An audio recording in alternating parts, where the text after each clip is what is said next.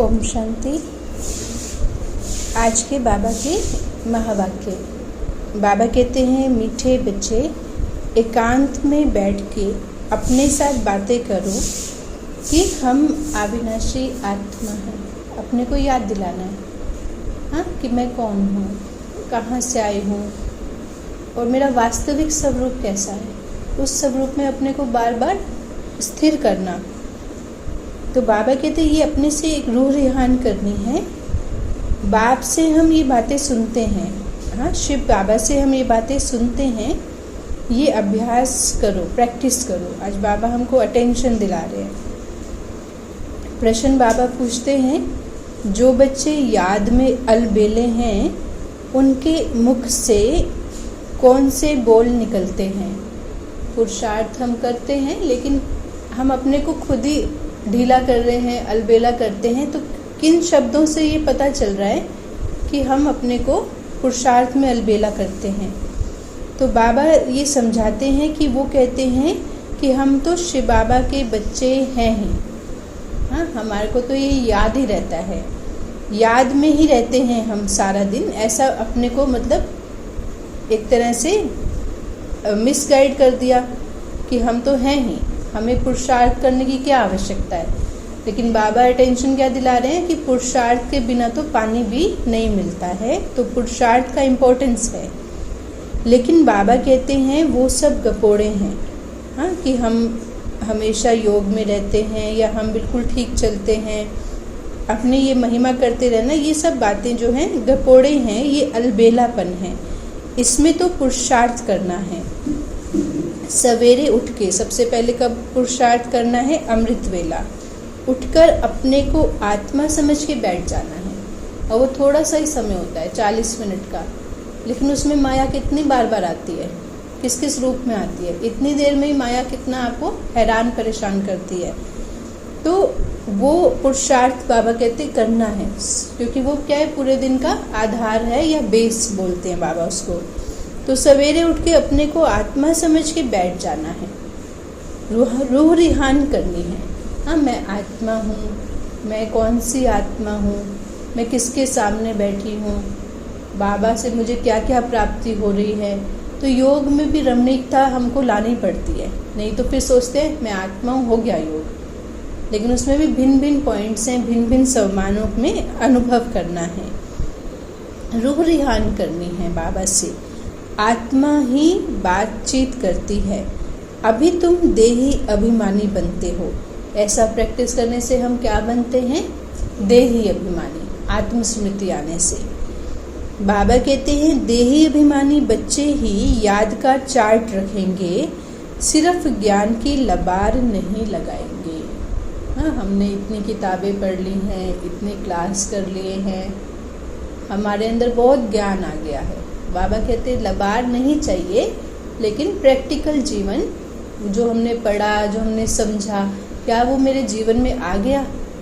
क्या मेरे संस्कारों में वो परिवर्तन परमानेंट रूप से आ गया? तो ऐसा नहीं होता है, क्योंकि पुरानी आदतें बार बार बाहर आती हैं।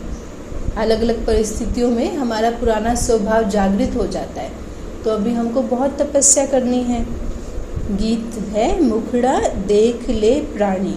हाँ, कौन सा प्राणी? माना जो आत्मा है, अपने कर्मों रूपी मुखड़ा देखना है। शरीर का मुखड़ा की बात नहीं हो रही है, लेकिन कितने मैंने इस जीवन यात्रा के दौरान अच्छे कर्म अपने जीवन में जोड़े, या हमने कैसे कर्म किए, वो मुखड़ा हमको देख के फिर अपने को चेंज करना है ना। पहले उसकी पहचान हो कि सही गलत क्या है, फिर वो रियलाइज कर रहा है तो उसमें अपने को चेंज भी करना है।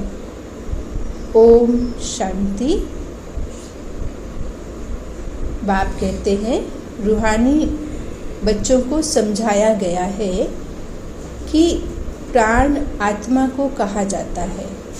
शरीर में जो प्राण शक्ति है वो आत्मा है। अभी बाप शिव बाबा आत्माओं को समझाते हैं, यह गीत तो भक्ति मार्ग के हैं, हाँ, लेकिन उसमें हमको उसका अर्थ नहीं पता था। भजन हम गाते थे, लेकिन हमको उससे अपने जीवन में क्या धारणा करनी है उसकी गहराई में नहीं गए। इसलिए बाबा ने कहा ये भक्ति मार्ग के गीत हैं।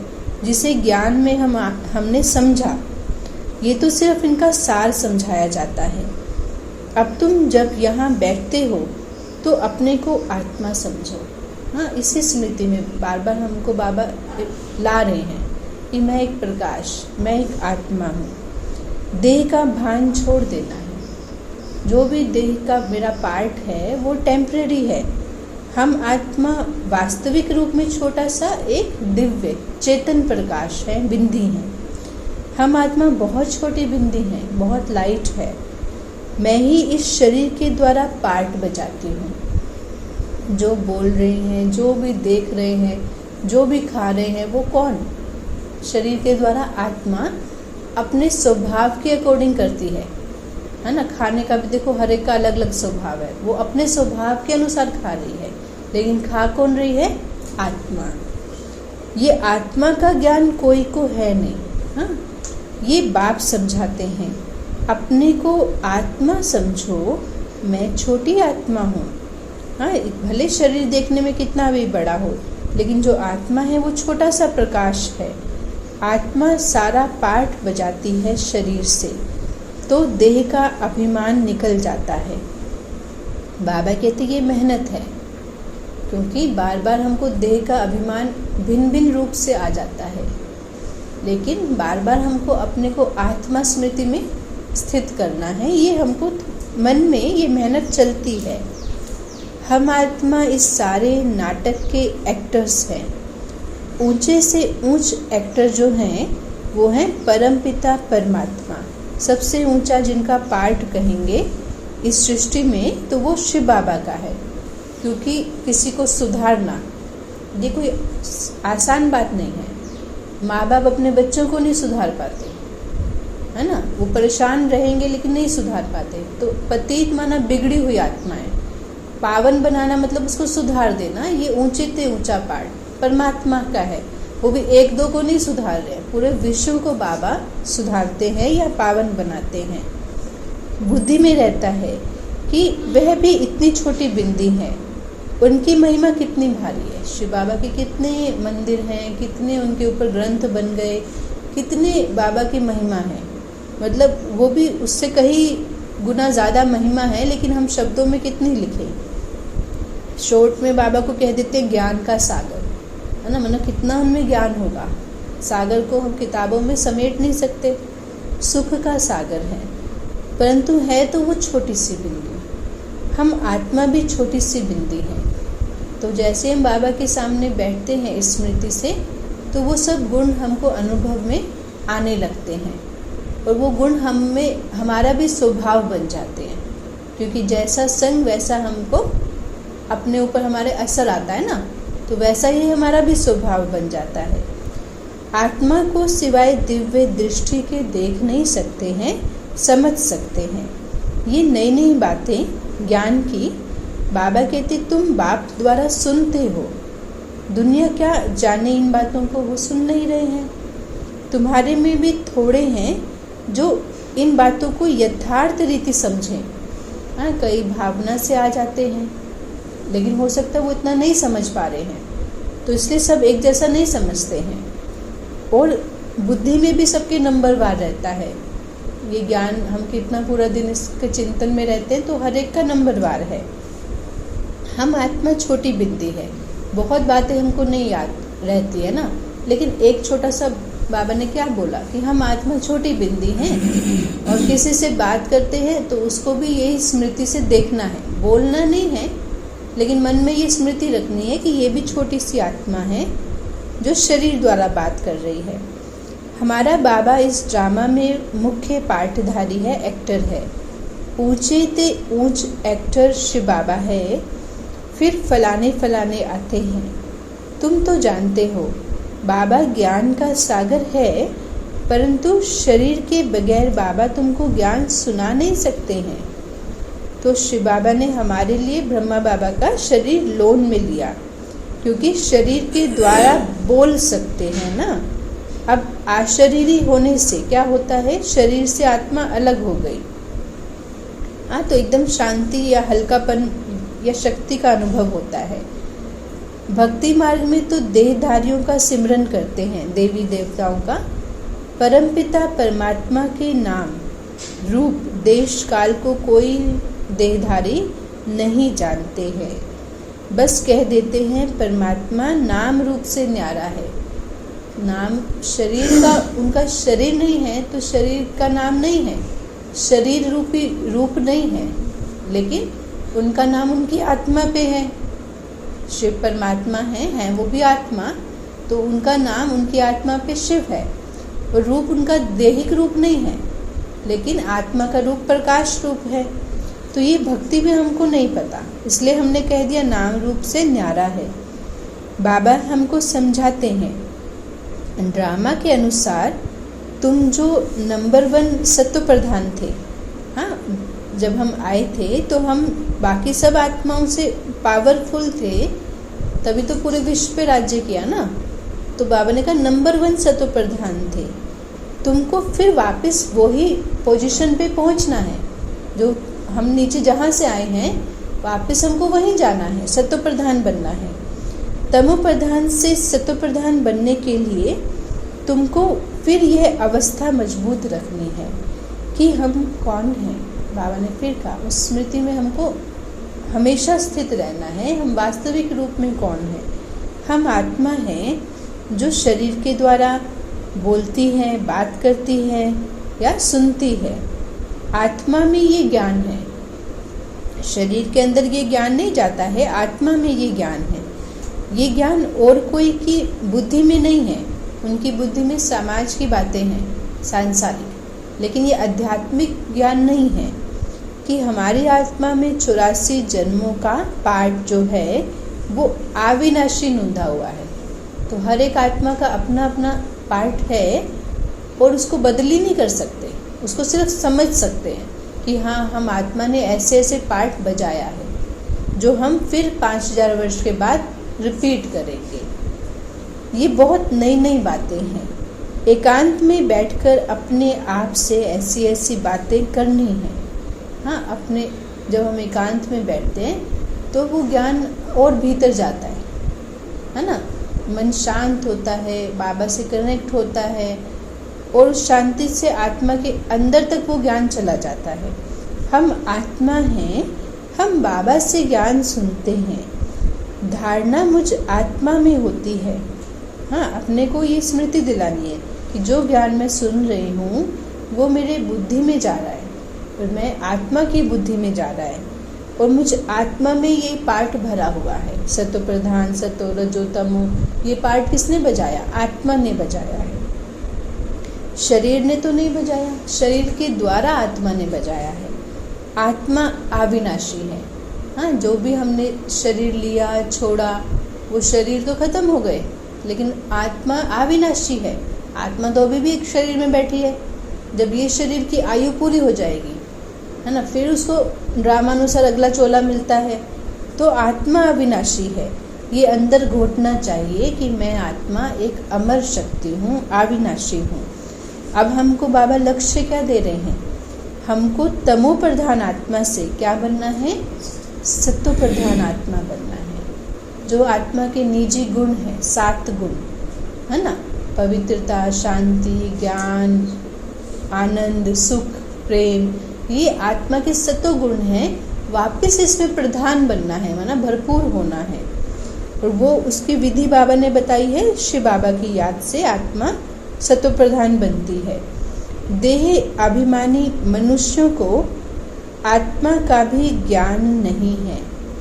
कितनी बड़ी बड़ी किताबें, हाँ, पूरी लाइब्रेरी अपने पास रखते हैं, लेकिन वो सब दुनिया का वैज्ञानिक ज्ञान हो सकता है, तत्वों का ज्ञान है, लेकिन उसमें आत्मा का ज्ञान का कोई किताब उनके पास नहीं है। फिर उनमें अहंकार बहुत होता है। जब इतनी किताबें पढ़ लेते हैं तो सोचते हैं अभी तो हमें सारी नॉलेज है, अभी हमें कोई क्या समझाएगा। तो उससे क्या आ गया? हमको अहंकार आ गया, तो उसके कारण भी ज्ञान से वंचित हो गए। फिर बाबा कहते हैं ये तो है ही तमो प्रधान दुनिया। हाँ, तो यहाँ विज्ञान पढ़ते हैं क्योंकि ये तमो प्रधान दुनिया है। ऊंचे ते ऊंच आत्मा तो कोई भी नहीं है। इस समय भले कोई किसी भी पोजीशन में हो, लेकिन आत्मा जो है वो तमो प्रधान है, इसलिए उसको ऊंच नहीं कह सकते। उस दृष्टि से बाबा बताते हैं, तुम जानते हो अब हमें तमो प्रधान से सत्व प्रधान बनने का पुरुषार्थ हमको करना है। हाँ, ये एफर्ट्स आत्मा को करने हैं, इस बात को अंदर में घोटना है। हाँ, अच्छे से समझ लेना है कि ये कौन सा समय चल रहा है और मुझे इस समय का ज़्यादा से ज़्यादा लाभ कैसे लेना है, उसके लिए मुझे क्या पुरुषार्थ करना है, ये अंदर समझ के उस अनुसार एक्ट में आना है। ज्ञान सुनाने वाले दुनिया में बहुत हैं, वास्तव में बहुत है ना, परंतु याद है नहीं। लेकिन हमारा मन शिव बाबा की याद में गया, हम वो थोड़ी आत्माएं हैं, क्योंकि बाकी समय बुद्धि भटक रही है। वो बुद्धि शिव बाबा तक जाए ऐसा हमको बनना है। अंदर में वो अंतर्मुखता रहनी चाहिए। शिव बाबा को कब याद कर सकेंगे? जब थोड़ा बोलने की हैबिट है। हाँ, अंतर्मुखी रहेंगे तो ही मन बाबा की याद में जाएगा। हमको बाबा की याद से पतितों से पावन बनना है, सिर्फ पंडित बनना नहीं है। सुनाया सुनाया सुनाया, बाबा को याद करो, बाबा को याद करो, ऐसे हमने सबको समझा दिया, लेकिन मैं खुद बाबा की याद में कितना समय रह रही हूँ, ये अपना चार्ट रखना है। इस पर बाबा ने पंडित का मिसाल दिया। माताओं को कहते हैं राम राम कहने से पार हो जाएंगे, तो बाबा कहते हैं ऐसी लबाड़ी यहाँ नहीं बनना है। हाँ, दूसरे को ही समझाते रह गए और अपना चार्ट देखा नहीं, तो अपने को वो प्राप्ति से वंचित कर लिया। दूसरों को तो करा दी प्राप्ति, लेकिन अपने को वंचित कर लिया तो कोई फायदा नहीं। तो बाबा कहते ऐसे बहुत पंडित भी है, समझाते बहुत अच्छा है, परंतु योग नहीं है। अपना जो योग का चार्ट अगर देखे, बाबा कहते नहीं है, सारा दिन देह का अभिमान रहता है। नहीं तो बाबा को तुमको चार्ट भेजना चाहिए, कितना समय बाबा को किस विधि से याद किया, क्या अच्छा अनुभव किया। हम इस समय उठता हूँ, इतना याद करता हूँ। हाँ, अमृत वेले का चार्ट विशेष जो हमने सिर्फ बाबा के लिए समय दिया, बाकी समय तो हम काम करते हैं, उस समय भी याद करने की कोशिश करते हैं, लेकिन वो तो पूरा समय याद के लिए ही बना है। कुछ समाचार बाबा को देते नहीं हैं, ज्ञान की बहुत लबाड़ गप मारते रहते हैं, लेकिन योग माना प्रैक्टिकल योग नहीं है। भल बड़ों को ज्ञान देते हैं, हाँ, जो भी अभी तो सब ज्ञान ले ही रहे हैं ना, परंतु योग में तो कच्चे हैं। सवेरे उठ बाप को याद करना। हाँ, बाबा कहाँ अटेंशन दिला रहे हैं? जो अमृत वेला है, क्योंकि पूरा दिन काम करने के बाद थक जाते हैं तो उसी समय नींद भी वैसे ही आती है। भले बैठ जाते हैं, लेकिन 5-10 मिनट में नींद के झटके 5 मतलब थकावट के हिसाब से आते हैं, लेकिन हाँ हाँ सुनाने वाला खुद ही योग में नहीं है। हाँ, तो 1000 में से 2 की समझ में भी नहीं आएगा। ये बात भी है, उनकी बुद्धि भी भटक जाएगी। और यदि सुनाने वाला खुद योग में है, योगी है, जी तो उसमें जो 100 वो तो आ ही जाएगा। हाँ, उसके वाइब्रेशंस बनते हैं ना, बाबा की याद के बहुत शांति वाले वाइब्रेशंस बनते हैं, अनुभव भी होता है। तो 1000 में 100 तो निकल ही आएगी। हाँ, वैसे पूरी नहीं निकलेगी। उनको कहेंगे अच्छा है, ऐसे निकलता है मन से, क्योंकि उनको अनुभव हो रहा है शांति का। वो भी आपकी योग की शक्ति उनमें भी जा रही है, वो तो जाती है। आप पढ़ रही हो उसमें, लेकिन साथ में बाबा की याद भी है, योग है। हाँ, तो वो उसमें भी वो इन्वायरमेंट क्रिएट होता है ना। सवेरे उठकर भी बाबा को याद करना है। बाबा आप कितने मोस्ट बिलवेड हैं, बाबा सिखा रहे हैं। जैसे छोटे बच्चों को सिखाते हैं ना कि ऐसे अपने दादाजी से बात करो, तो शिव बाबा को कहते हैं बाबा आप कितने प्यारे हैं। हाँ, ऐसे बाबा की हमको इतना आप वर्षा देते हैं, इतना आप मदद करते हैं, इतनी पालना देते हैं। ऐसे भिन्न भिन्न रीति बाबा से हम बातें कर सकते। तो कैसा ये विचित्र ड्रामा बना हुआ है। कोई भी यह रहस्य नहीं जानते हैं, ना आत्मा को ना ही परमात्मा को जानते हैं। दोनों को नहीं जानते। तो कैसा ड्रामा है, जो पार्ट प्ले कर रहा है एक्टर वो अपने को ही भूला हुआ है। तो यही ड्रामा में एक विचित्रता है। इस समय मनुष्य जानवर से भी बदतर है। हाँ, तमो प्रधान बुद्धि है ना, तो जानवर इतना आपको कष्ट नहीं दे सकता जितना आज के टाइम मनुष्य दे सकता है, इसलिए उसको बदतर बाबा ने कहा कि जानवर से भी है। फिर बाबा कहते हम भी ऐसे थे, कब? जब देह अभिमान में थे। माया के राज्य में कितनी हमारी दुर्दशा हो जाती है। हाँ, एकदम मतलब अज्ञान के कारण मनुष्य का स्वभाव कितना खराब हो गया है। ये ज्ञान तुमको कोई भी दे, यह ज्ञान तुम कोई को भी दे सकते हो। बोलो तुम आत्मा अभी तमो प्रधान हो, तुम्हें सतो प्रधान बनना है। हाँ, लेकिन इसकी अलग अलग युक्तियाँ हैं। समझाना उनको वही है, लेकिन उनको समझ किस तरीके से आता है। पहले तो अपने को आत्मा समझो। हाँ, पहले तो अपने को ही जानो, वास्तविक में मैं कौन हूँ।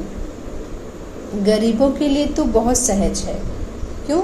जब कोई तकलीफ में होता है ना, उसको जल्दी बातें समझ आती हैं। हाँ, जैसे बाबा कहते हैं शमशानी वैराग्य आ जाता है, उस समय ज्ञान समझ सकते हैं। लेकिन जब सुख का अनुभव करते हैं तो ये ज्ञान की बातों में इंटरेस्ट नहीं आ रहा। साहूकारों के फिर लफड़े बहुत रहते हैं, क्योंकि जितना बड़ा कारोबार रहेगा उतना बुद्धि भी तो व्यस्त रहती है ना, तो उनके पास समझने के लिए समय कम होता है। बाबा कहते हैं फिर मैं भी आता हूँ साधारण तन में। हाँ, दुनिया की रीति जैसे बहुत सारे बिजनेसमैन थे, बाबा भी एक बिजनेसमैन थे, व्यापारी, तो वो दुनिया की रीति साधारण हो गए। ना तो बहुत गरीब थे तो ना ही बहुत ज़्यादा साहूकार थे। अभी तुम जानते हो कलब कलब बाबा आकर हमको ये शिक्षा देते हैं। हाँ, 5000 ईयर का साइकिल है। हर 5000 ईयर के बाद बाबा अपने समय पर आते हैं और हमको ये ज्ञान देते हैं कि तुमको पावन कैसे बनना है। पावन बनने के लिए गंगा स्नान किया, नंगे पांव तीर्थ भी किए होंगे, व्रत भी रखे होंगे, लेकिन वो सब शरीर को कष्ट दे दिया, आत्मा को तो नहीं सुधार पाए। तो वास्तविक विधि बाबा ने हमको सिखाई। बाकी तुम्हारे धंधे आदि में खिटपिट है, इसके लिए बाबा नहीं आए हैं क्योंकि हम सबसे पहले बाबा को अपनी ये दुनियावी प्रॉब्लम्स बताना शुरू करते हैं। लेकिन बाबा कहते हैं मेरा लक्ष्य वो नहीं है। उसके लिए तो बहुत पंडित बैठे हैं, बताते हैं ना ऐसा करो ऐसा करो। दुनिया में बहुत इस तरह की शिक्षा देने वाले बैठे हैं कि व्यापार कैसे चले। लेकिन बाबा कहते हैं मैं किसके लिए आया हूँ, आत्मा सत्वप्रधान कैसे बने। तो बाबा इन बातों में नहीं जाते। बाबा से कोई पूछेगा तो बाबा कहते मैं इसके लिए नहीं आया, तुम बुलाते हो पति पावन आओ। हाँ, आत्मा को पावन बनाने आओ। तो बाबा पावन बनने की युक्ति तुमको बतलाते हैं। यह ब्रह्मा खुद भी कुछ नहीं जानते, वो भी बाबा से सीखते सीखते औरों को सिखलाते हैं। एक्टर होकर और ड्रामा के आदि मध्य अंत को नहीं जाने तो उनको क्या कहेंगे। हाँ, बाबा से समझाते उनको क्या कहेंगे। हम आत्मा जो हैं वो इस सृष्टि चक्र में एक एक्टर है, ये भी कोई जानते नहीं हैं। भल कहते हैं आत्मा मूल वतन में निवास करती, परंतु उनको अनुभव नहीं है। वो स्मृति इमर्ज नहीं है। अब बाबा आते हैं तो वो हमें वास्तविक रूप से देखते हैं, जैसे हम वास्तविक रूप में थे तो हमारे अंदर वही संस्कार इमर्ज होने लगते हैं। तो हम कहते हैं ना बाबा हमें दृष्टि दे, क्योंकि उसमें क्या है, हमको मेहनत नहीं लग रही, हमको अनुभव हो रहा है शक्तियों का, गुणों का, लेकिन हम कुछ नहीं कर रहे। लेकिन योग में फिर जब हम आत्मा है, बार बार हमें मेहनत करनी पड़ती है उस ओरिजिनल रूप में जाने के लिए। तो ये अंतर होता है ना। बट जो हम बहुत योगी आत्माओं से दृष्टि लेते हैं, क्योंकि उसमें हमारे को मेहनत नहीं लग रही है और हमको वो अनुभव हो रहा है, बुद्धि एकाग्र हो रही है, शांत हो रही है। तो ये है। तो बाकी लोग दुनिया में बोल रहे हैं लेकिन उनको अनुभव नहीं है और वो आत्मा रूप में देखते नहीं हैं, तो वो उनकी दृष्टि में शक्ति नहीं है। लेकिन बाबा की जो राजयोगी आत्माएं हैं, स्वयं बाबा हैं, उनकी दृष्टि में बहुत शक्ति होती है। तुम तो अभी प्रैक्टिकल में जानते हो कि हम आत्मा मूल वतन में रहवासी हैं और हमें भी ये प्रैक्टिस करते करते हमारी दृष्टि में भी वो शक्ति आने लगेगी जितनी हम उसका अभ्यास करेंगे। तो नेचुरल किसी को भी हम देखेंगे उसको कुछ अपनेपन का अनुभव होगा या शांति का अनुभव होगा। क्योंकि हमने ये अभ्यास नेचुरल कर लिया। किसी को भी देखेंगे तो हम उसकी वास्तविक रूप में उसको देखेंगे कि वो एक पवित्र आत्मा है, सत्व प्रधान आत्मा है। और एक बाबा ने कहा ना, दुआएं दो, तो उससे उनको एक राहत महसूस होती है। तो हम आत्मा अविनाशी हैं, ये स्मृति में रखना है, ये तो बुद्धि में याद रहना चाहिए। बहुतों का योग नहीं है, तो योग नहीं होने से अनुभव नहीं होता है। देह अभिमान के कारण फिर गलतियां भी बहुत होती हैं। मूल बात है देही अभिमानी बनना, मैं आत्मा हूँ, मैं आत्मा हूँ। ये चाहे लिख के करो, चाहे अंतर, जैसे भी इसको अभ्यास में लाना है। ये फुरना चिंता रहनी चाहिए कि मुझ आत्मा को अब सत्व प्रधान बनना है। अब क्या चिंता रखनी है हमको कि हमको क्या बनना है, सत्व प्रधान बनना है। जिन बच्चों को सत्व प्रधान बनने की लगन है, उनके मुख से कभी कुवचन नहीं निकलेंगे, उनको दुनिया की प्राप्ति नहीं खींचेगी, क्योंकि उनको पता है हम कितनी मेहनत कर लें, कितना कुछ बना लें, 1 सेकंड में आत्मा गई, सब छूट गया। तो वो क्या हो गया, हमारा वेस्ट हो गई, मेहनत वेस्ट हो गई ना, क्योंकि सब छोड़ के गए। लेकिन जो मैंने अपने ऊपर मेहनत करी कि मुझे आत्मा को सत्व प्रधान बनना है ना, वो मेरी मेहनत वेस्ट नहीं जाएगी, क्योंकि मैं आत्मा वो स्थिति लेकर इस दुनिया को छोड़ूंगी, तो वो मेरे साथ वो स्थिति जाने वाली है। कोई भूल हुई तो झट बाबा को रिपोर्ट करेंगे, बाबा हमसे ये भूल हुई। अपनी गलती को रियलाइज़ करके बाबा को धर्मराज के रूप में देख के कि बाबा हमको इस गलती से बाहर निकालो, इस संस्कार से क्षमा करना। छिपाएंगे नहीं, गलती छिपाएंगे तो क्या होगा, बढ़ती जाएगी, क्योंकि वो संस्कार पक्का होता है और उसके कारण फिर ज्ञान योग में रुचि खत्म होने लगती है। छिपाने से वो वृद्धि को पाता है। तो इसलिए बाबा को अपना वास्तविक स्थिति का समाचार देते रहो। बाबा लिख देंगे तुम्हारा योग ठीक नहीं है। बाबा क्या है, डॉक्टर है, वो बताएंगे कि किस कारण ऐसा हो रहा है और उसको सुधारने की विधि बताएंगे। तुम बच्चों की बुद्धि में 84 जन्मों की कहानी है। हाँ, अब 84 जन्म में हम कैसी कैसी आत्माओं के संग में रहे हैं, उसके कारण हमारे अंदर कौन कौन से स्वभाव आए, वो सब इस एक जन्म में इमर्ज होते हैं संकल्पों के रूप में। जैसे हम देखते हैं संकल्प कैसे कैसे आ रहे हैं, क्योंकि हम अब योग में बैठते हैं तो हम अपने संकल्पों को देखना शुरू कर रहे हैं। तो वो किस जन्म का स्वभाव इमर्ज हो रहा है हम नहीं जानते, क्योंकि 84 जन्म का पार्ट बजाया है ना हमने। तो वो सब बातें बाहर आएंगी, विचारों के रूप में भी आती हैं। अगर हम सब उसको योग शक्ति से शांत कर देते हैं तो ठीक है, नहीं तो कई बार एक्ट में भी आती हैं। तो इसलिए बाबा ने कहा योग से विकर्मों पे जीत पाओगे। अगर योग कम होगा तो वो हमको आदत अपने अधीन कर लेती है, हम नहीं चाहते हैं, लेकिन वो आदत हमको परवश करती है और उस पर जीत पाने की विधि है योग की शक्ति। तो इसलिए बाबा हमको ये सब गहराई समझाते हैं कि जैसे ये कहानी है, जितना हो सके बस यही चिंता लगी रहे, हम आत्मा हैं, हमको अभी सत्व प्रधान बनना है, देह के भान को छोड़ देना है। बाबा कहते बच्चे तुम हो राज ऋषि, माना तुम रहोगे अपने ही घर परिवार में जो आपके पास सुविधाएं हैं। राज माना सुविधा है ना, राजाई। फिर ऋषि माना तपस्या। लेकिन तुम जहाँ रहते हो वहाँ रहते हुए तुमको क्या करनी है, तपस्या है ना। इस शरीर में रहते आत्मा बैठी है मस्तक में ना, उसको वो स्मृति में रखना है। हठ योगी कभी राजयोग नहीं सिखलाएंगे, क्योंकि उनको विधि नहीं पता, तो बिना विधि पता वो कैसे सिखाएंगे। राजयोग बाबा सिखलाते हैं। हाँ, सन्यासी लोग क्या करते हैं, दुनिया से वैराग्य दिला देते हैं। ये सब माया है, धन माया है, स्त्री माया है, वैभव भी माया है, तो वो इसको छोड़ने के लिए कहते हैं। लेकिन बाबा ने क्या बताया, ईर्ष्या, द्वेष, आलस्य, क्रोध, लोभ ये माया है, चीज़ें माया नहीं है। लेकिन हमारी इस पर वृत्ति कैसी गई, हबच वाली जो वृत्ति है वो माया है। तो ये अंतर है। राजयोग बाबा सिखलाते हैं, ज्ञान भी बाबा देते हैं। बाकी इस समय है तमो प्रधान भक्ति। भक्ति कैसी है, तमो प्रधान है। उसमें कुछ ना कुछ लालच है, सांसारिक लालच है, स्वार्थ है, मतलब भावना नहीं है इतनी, लेकिन स्वार्थ ज़्यादा है। ज्ञान सिर्फ बाप संगम पर सुनाते हैं।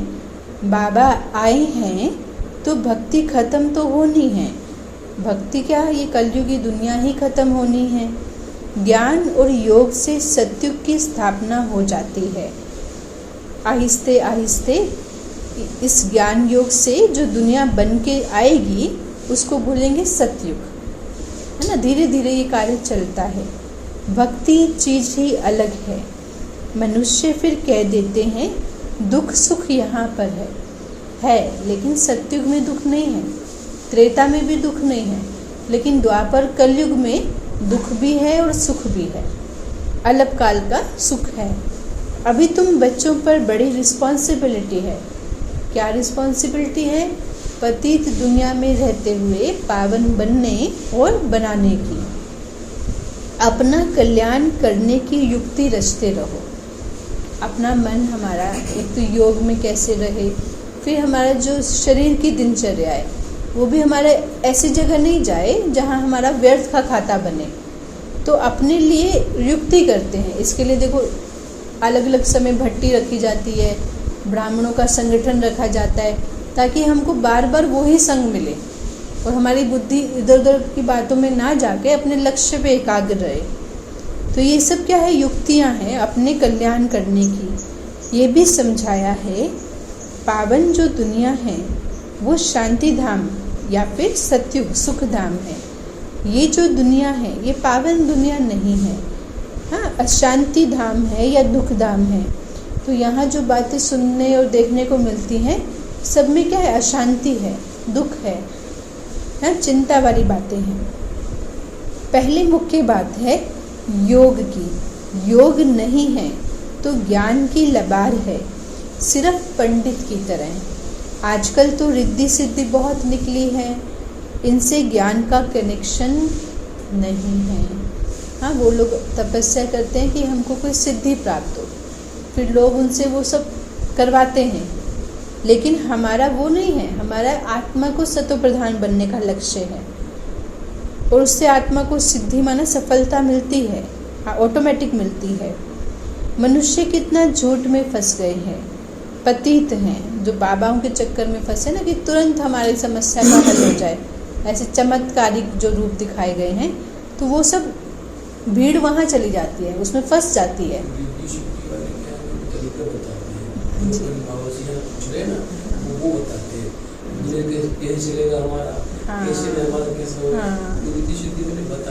और समस्याएं उनके जीवन में आती है ना, लेकिन वो वहाँ मतलब उनको सुधरने का ज्ञान नहीं मिलता।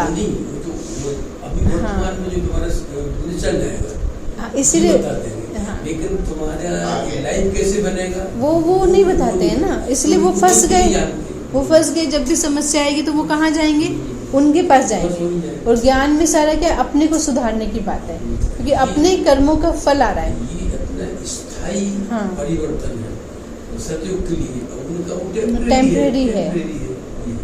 तो कर्म फल का वो उसमें नहीं जाते हैं कि हमारे कर्म का फल आ रहा है।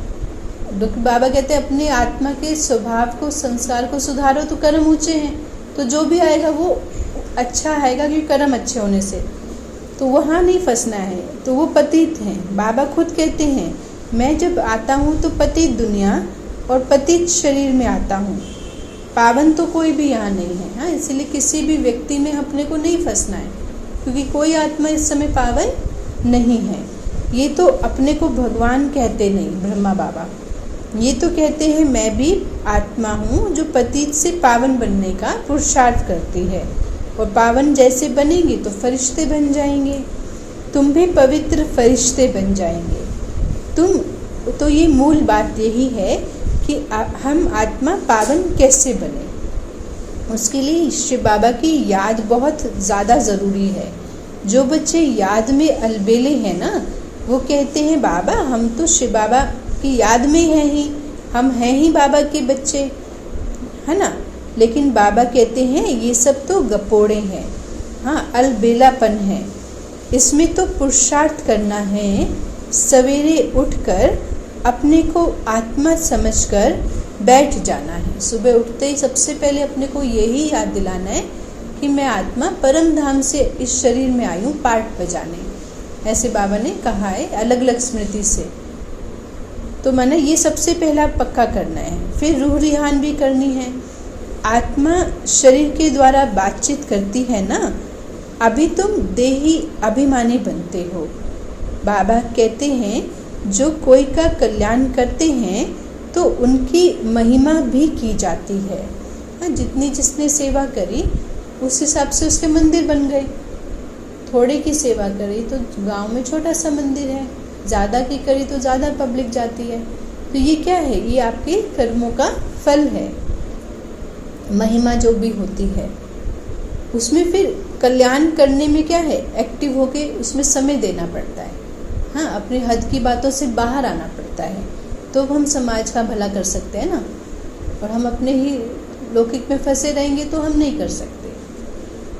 ये तो है निराकार परमपिता परमात्मा की महिमा, जो पूरे विश्व का ही भला करते हैं। तो पूरे विश्व में बाबा के मंदिर हैं, है ना। बाकी देवी देवता तो एक क्षेत्र में ही मिलेंगे, क्योंकि उन्होंने वहाँ ही पर्टिकुलर सेवा की है। लेकिन शिव बाबा का तो हर जगह मिलता है। तो बाबा कहते ये सीढ़ी और कोई की बुद्धि में थोड़ी होती है। हाँ, आत्मा के जन्म मरण के जो सीढ़ी है, 84 जन्म कैसे लेती नीचे उतरती है। अब तो पाप का घड़ा भर गया है, अब ये साफ कैसे हो। हाँ, तो ये चिंता हमको होती है, लेकिन ये काम किसका है? परमात्मा का। इसलिए बाबा को बुलाते हैं, हाँ, कि हमको इनसे मुक्त करो। हमने अज्ञानता के कारण ऐसे हिसाब किताब बना लिए, लेकिन अब वो चुप्त होने आते हैं तो तकलीफ होती है ना। तो जब तकलीफ होती है तो बाबा को कहते हैं बाबा हमको इनसे मुक्त करो। तुम हो पांडव संप्रदाय। बाबा कहते हैं रिलीजो भी, पॉलिटिकल भी हो। रिलीजियस तो है ही हम, धार्मिक हमारे हैं ही, लेकिन साथ साथ हम राजनीतिक भी हो गए, क्योंकि सत्युग में क्या है, राजाई भी है। तो यहाँ पे राजनीति माना कूटनीति वाली नहीं, धर्म नीति, क्योंकि सत्युग में धर्म चलता है, धर्म का राज्य है। बाबा सब रिलीजन की बात समझाते हैं, दूसरा कोई समझा नहीं सकते हैं। बाकी वो धर्म स्थापक करने वाले क्या करते हैं, उनकी पिछाड़ी तो औरों को भी नीचे आना पड़ता है।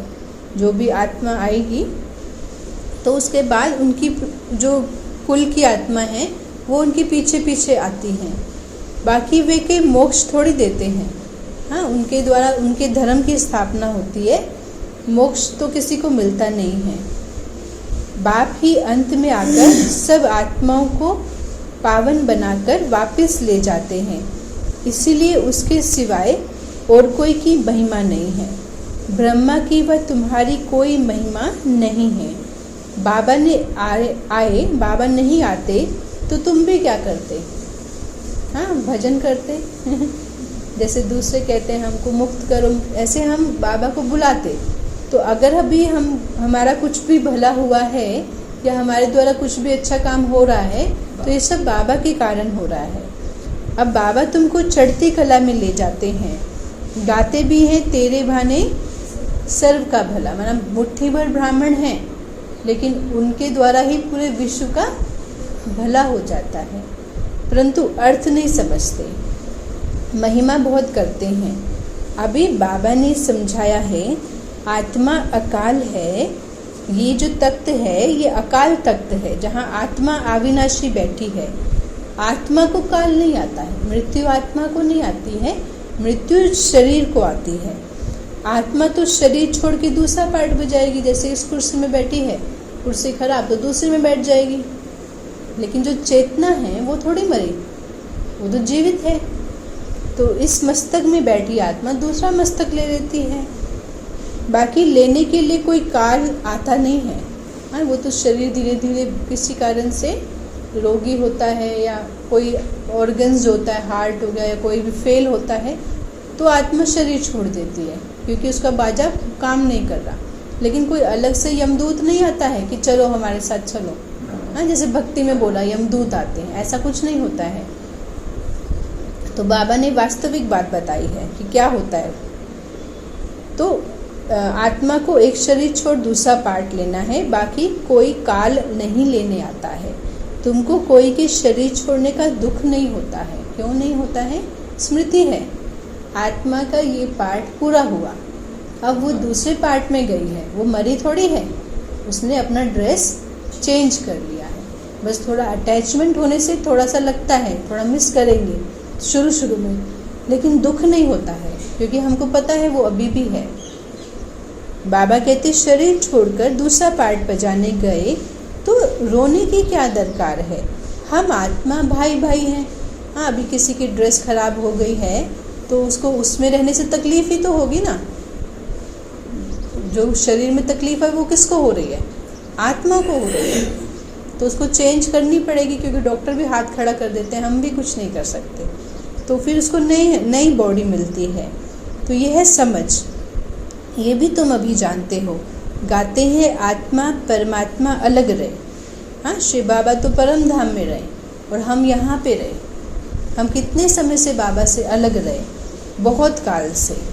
बाबा कहाँ आकर मिले, संगम युग पर आकर मिले। तो सबसे पहले किसको अच्छा लगता है, जो सबसे पहले बाबा से बिछड़ा है उसको ही बाबा की तरफ ज़्यादा खिंचाव भी होता है। बाबा कहते हैं मनुष्य ये नहीं जानते, अभी तुमको हर बात की समझ मिलती है, कब से सुनते ही आते हो, कोई किताब आदि थोड़ी उठाते हैं। शिव बाबा आते हैं ब्रह्मतन में तो कोई पुस्तक थोड़ी पढ़ के सुना रहे हैं, वो तो अपने अंदर का ज्ञान बाबा के मुख से देते हैं, सिर्फ तुमको रेफर समझाने के लिए करते हैं। बाप सच्चा तो सच्ची रचना रचते हैं ना, सच बताते हैं। सच से जीत झूठ से हार। हाँ, किस पे जीतेंगे, माया पर। माया माना बुराई, और बुराई से हारे तो हार हो गई। कब, जब देह के भान में आए, मैं शरीर हूँ, ये अज्ञान में आए तो हम बुराइयों के वश हो गए, और मैं आत्मा हूँ, जब ये स्मृति आई तो हम बुराइयों से बाहर आ गए। सच्चा बाप सचखंड की स्थापना करते हैं। रावण से तुमने बहुत हार खाई है, ये सब एक खेल बना हुआ है। अभी तुम जानते हो हमारा राज्य स्थापन होता है, फिर ये सब होंगे नहीं। कौन नहीं होंगे, देह भान वाले मनुष्य। सत्युग और त्रेता तक नहीं होते हैं, इसीलिए वहाँ शांति और सुख का राज्य रहता है। ये सब तो द्वापर से आएंगे, देह भान में जो भी रहते। ये सृष्टि चक्र बुद्धि में रखना कितना सहज है। बाबा कहते हैं जो पुरुषार्थी बच्चे हैं वो इसमें खुश नहीं होंगे कि हम ज्ञान बहुत अच्छा सुनाते हैं, क्योंकि बाबा ने बोला वो बहुत आसान काम है ज्ञान सुनाना। इसमें योग चाहिए, प्रैक्टिकल मैनर्स चाहिए, हाँ, धारणा चाहिए। तुम्हारा स्वभाव बहुत बहुत मीठा होना चाहिए। हाँ, कोई क्रोध दिलाने की कोशिश करे तो भी नहीं आए, क्योंकि दुनिया वाले भी चेक उसी को करेंगे जो बोलेगा मैं ऐसा हूँ। अच्छा, देखते हैं कितना है, ऐसा होता है ना। आपके संबंधी, आपके जो भी साथी लोग होंगे ना, वो आपकी परीक्षा लेंगे। कोई को भी दुख नहीं देना है, हाँ, अपने को भी नहीं देना है। हमने शिव बाबा को याद नहीं किया तो हमको दुख हुआ ना, तो वो दुख अपने को भी नहीं देना है। बाबा कहते प्यार से समझाना चाहिए। हाँ, किसी को हम कोई गलती करता है, हमको लगता है नुकसान हो गया, लेकिन हमने उसको गुस्सा करके समझाया तो वो समझता नहीं है और ही चिढ़ जाता है। लेकिन थोड़ी देर बाद या एक दिन बाद हम अपना मन पहले शांत करके फिर उसको समझाएंगे ना, उसकी महिमा के बाद, तो उसको समझ आता है। ज्ञान के साथ योग है और मेला है तो आपको गुस्सा नहीं आएगा। हाँ, लेकिन अकेला ज्ञान है तो तुरंत आएगा। अच्छा, इतने ज्ञानी हो तो फिर ऐसी बात हो रहा है, तुरंत आ जाएगा। लेकिन साथ में योग और मेला है तो ये आपको इसको ढक देंगे और उस समय जो आपको गुस्सा नहीं आना चाहिए। हाँ, क्योंकि ये प्रैक्टिकल पेपर आता है ना, यही तो आता है ना। यही तो है। हाँ, तो बाबा बोलाना अकेले ज्ञान से कुछ नहीं है, वो है। तो वो अपने अंदर हमको धीरे धीरे मतलब आ जाता है। जितना योग करते रहेंगे ना, नेचुरल हमारा मन रहेगा, हम शांत रहेंगे, गुस्सा करने की इच्छा भी नहीं होती है, ऐसा हो जाता है। पवित्रता पर कितना हंगामा होता है, क्योंकि समझते नहीं हैं। वो भी ड्रामा अनुसार होता है, ये बना बनाया ड्रामा है। ऐसे नहीं ड्रामा में होगा तो मिलेगा, पुरुषार्थ करना है। क्लास में आते हैं, ये पुरुषार्थ है ना, फिर इसका हमको फल भी मिलता है। लेकिन हमने किया तो मिल रहा है ना, तो पुरुषार्थ करना है, नहीं मेहनत करनी है। बाबा ने कहा मतलब ड्रामा में होगा तो मिलेगा, ऐसा सोच के नहीं बैठना है, मेहनत करनी है। देवताओं के मिसल दैवी गुणों को हमें अपने अंदर धारण करना है। तो बाबा ने हमको ये बहुत अच्छे से स्पष्ट किया कि पुरुषार्थ का इम्पोर्टेंस है। ऐसा नहीं भाग्य में है तो हो जाएगा, नहीं, आपको जो जीवन में चाहिए उसके लिए आपको पुरुषार्थ करना है। लून पानी नहीं बनना है, लेकिन इसमें आपस में लड़ना झगड़ना भी नहीं है, क्योंकि वो भी टाइम वेस्ट है। देखना चाहिए, हम उल्टी चलन चलकर बाबा का नाम तो नहीं खराब करते हैं, फिर सतगुरु का निंदक ठोर नहीं पाए, उसे कुछ नहीं मिलता है। ये तो सत बाप है, सत टीचर है। हाँ, वो तो दुनिया के गुरु के लिए भी कहते हैं, तो ये तो सतगुरु परमात्मा है। आत्मा को स्मृति रहती है, बाबा ज्ञान का सागर, सुख का सागर है। जरूर ज्ञान देकर गया हूँ तब तो गायन होता है ना। उनकी आत्मा में कोई ज्ञान था क्या? आत्मा क्या, ड्रामा क्या, कोई नहीं जानते। धर्म स्थापक आए, कहते हैं हम गॉड के मैसेंजर हैं, आपस में नहीं लड़ो, ऐसे कुछ मैसेज दिया, लेकिन संपूर्ण ज्ञान उनमें नहीं था। जानते तो मनुष्य है, ज्ञान जो है वो कौन समझेगा, मनुष्य ही तो समझेगा ना। रुद्र यज्ञ रचते हैं तो आत्मा की भी पूजा करते हैं, हाँ, शालिग्राम के रूप में। उनकी पूजा अच्छी व दैवी शरीरों की पूजा अच्छी। बाबा पूछते हैं किसकी पूजा अच्छी?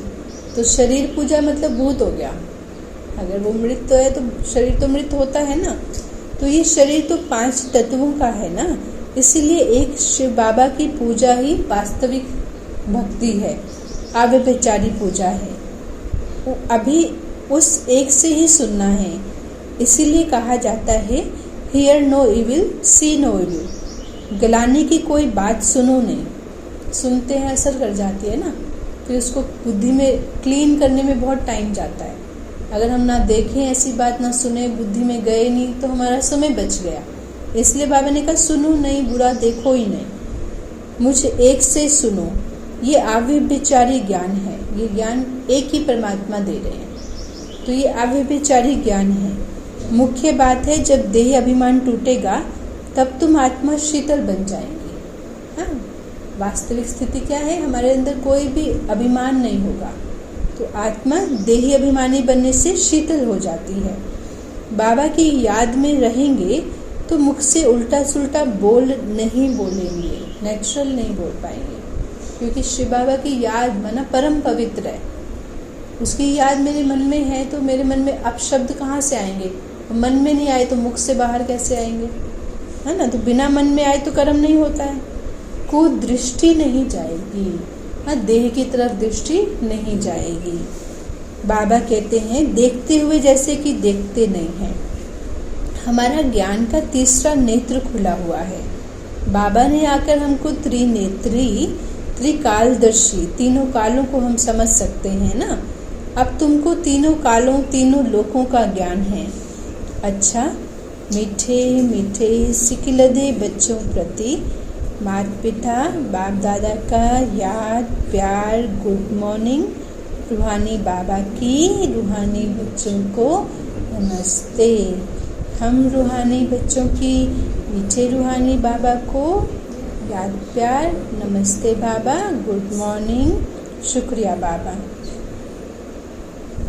धारणा के लिए बाबा हमको याद दिलाते हैं कि ज्ञान सुनाने के साथ साथ, हाँ, इम्पोर्टेंट क्या है, योग में भी रहना है।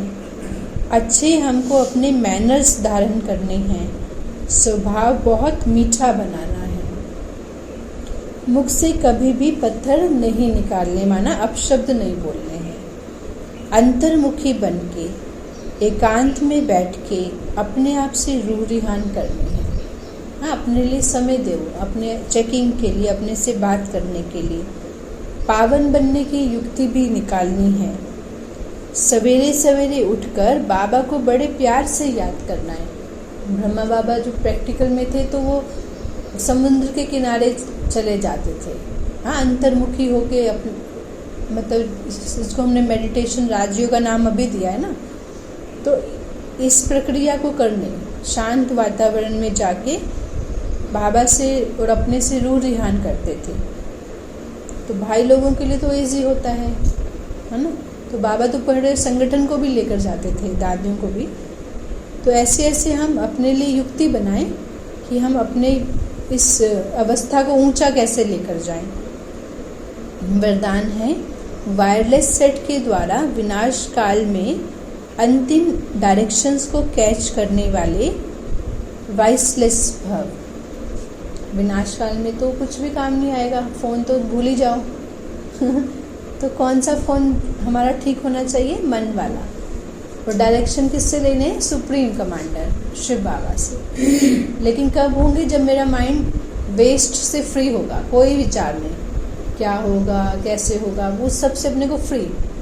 बाबा की याद में बैठेंगे तो हमको बिल्कुल सही डायरेक्शन आएगा और वो हमको सेफ कर देगा।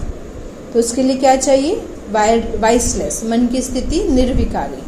तो हम बाबा से विनाश के समय सही डायरेक्शन कैच कर पाएंगे। तो ये हमारा मन का वॉकी टॉकी हमको ठीक रखना है, जो भगवान से डायरेक्शन कैच कर सके। विनाश के समय अंतिम जो डायरेक्शन है उसको कैच करने के लिए अपनी जो बुद्धि है एकदम निर्विकारी, वाइसलेस बुद्धि, प्योर बुद्धि चाहिए। जैसे वो लोग वायरलेस सेट के द्वारा एक दूसरे तक मैसेज देते हैं वॉकी टॉकी से, तो एक दूसरे को आपस में मैसेज कन्वे करते हैं। यहाँ है वाइसलेस की वायरलेस, माना कोई भी विकार नहीं मन में। मोह भी तंग करेगा, ये नहीं कि क्रोध ही, क्योंकि अटैचमेंट जो होगी वो भी पेन देती है, वो भी चिंता पैदा करती है, तो वो भी विकार नहीं होना चाहिए। तब जाके हम बाबा से क्लीन माइंड होके डायरेक्शन ले पाएंगे। इस वायरलेस के द्वारा आपको आवाज़ आएगा कि इस सेफ स्थान पर पहुंच जाओ।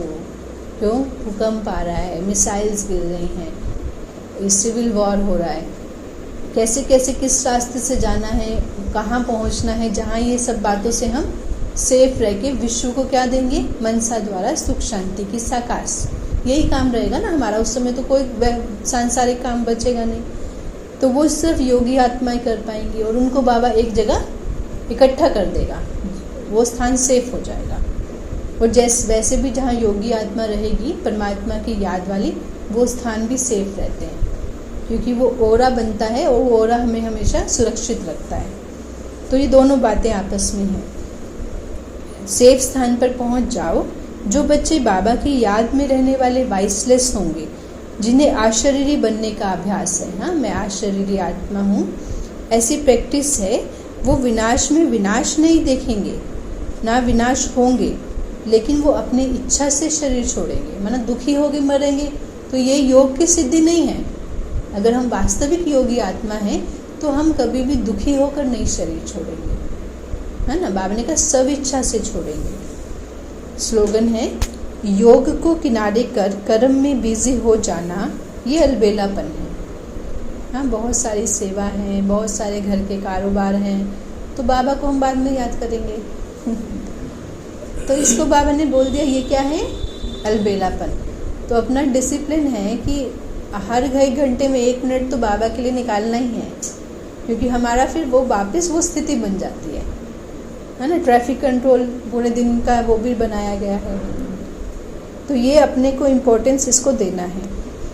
आप व्यक्ति सारे रूहानी रॉयल्टी और प्योरिटी की पर्सनैलिटी धारण करो। क्या धारण करना है? रूहानियत की रॉयल्टी और पवित्रता की पर्सनैलिटी। प्योरिटी की रॉयल्टी अर्थात एक व्रता। पवित्रता बाबा ने किसको कही? कि जब हम एक के हैं। एक कौन? शिव बाबा, परमात्मा। एक बाबा, दूसरा ना कोई, उससे हमारे सब संबंध, पूरा अटैचमेंट, उस पूरा डिपेंडेंसी उस पर, हमें पूरी तरह शिव बाबा पे निर्भर होना है, मानसिक रीति भी। तो ये मन में एक व्रता हो, एक व्रत हो। इस ब्राह्मण जीवन में संपूर्ण पावन बनने के लिए ये एक ही विधि है। एक व्रता का पाठ पक्का कर लो। वृत्ति में शुभ भावना, शुभ कामना। किसके लिए? सबके लिए, अपने लिए भी, सबके लिए। कोई हमारे साथ कैसा भी व्यवहार कर रहा है ड्रामा अनुसार, लेकिन मेरे मन में इम्प्योरिटी नहीं आनी चाहिए, क्योंकि फिर मेरा मन शिव बाबा से कनेक्ट नहीं हो पाएगा। तो ये विधि इसीलिए बाबा ने कहा कि आप अपना माइंड क्लीन रखो, चाहे दूसरा कुछ भी करता है।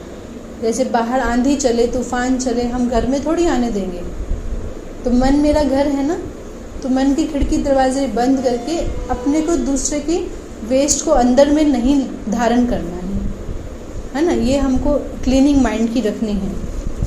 तो एकाग्रता का पाठ पक्का कर लो और वृत्ति, अपनी वृत्ति में सबके प्रति शुभ भावना, इस सब का बाबा भला हो और सब आगे से आगे बढ़े। दृष्टि के द्वारा हर एक को आत्मा के रूप में या तो फरिश्ता के रूप में, अगर हम आत्मा को नहीं देख पा रहे हैं तो हम उनको एक लाइट का फरिश्ते के रूप में देखें कि ये एक पवित्र फरिश्ता है ना। दोनों में से एक प्रैक्टिस करनी है। उस रूप में देखो। कर्म के द्वारा हर आत्मा को सुख दो और सुख लो। हाँ, कुछ भी दे, लेकिन हमको उसको पॉजिटिव चीज़ में कन्वर्ट करना है। ये नहीं कि सामने वाला सुख ही देगा, वो कुछ भी करेगा, लेकिन हमारे माइंड में उस बात को चेंज करके हमें उस रूप से, सुख के रूप से धारण करना है। ये अपने माइंड को हमें ट्रेन करना है। कोई दुख देगा, कोई गाली भी देगा, कोई तो इंसल्ट भी कर देगा, तो आपको उस समय क्या करना है? ऐसी सिचुएशन में अपने आप को देखो। उस समय कोई व्यक्ति आपके साथ व्यवहार कर रहा है, तो बाबा हमको उस सिचुएशन के लिए क्या डायरेक्शन देने कि वो मुझे याद दिला रहा है आप कौन। हाँ, वो अपने को तो दिखा रहा है मैं तो अशांति का देवता हूँ, लेकिन आप तो शांति की देवी हो ना, आप तो शांति के देवता हो। तो ऐसे अपने मन को उस समय ये याद दिलाना है कि वो मुझे ये याद दिला रहा है कि मैं शांति का या सहनशीलता का क्या हूँ, देवता हूँ। अब ये बात बाबा ने हमें क्लास में पढ़ाई है। अब जब प्रैक्टिकल पेपर आएगा तो ये बात हमें याद करेंगे तो क्या हो जाएंगे, पास हो जाएंगे। भूल गए तो, उसके असर में आ गए तो फेल, है ना। तो इसीलिए हमको ये मन में उस समय याद आना चाहिए कि बाबा ने हमको इस सिचुएशन के लिए क्या शिक्षा दी है। इंसल्ट करे तो उस समय ये याद रखो, मैं सहनशील देवी हूँ या सहनशील देवता हूँ। ठीक। ओम शांति। शुक्रिया बाबा। ओम शांति।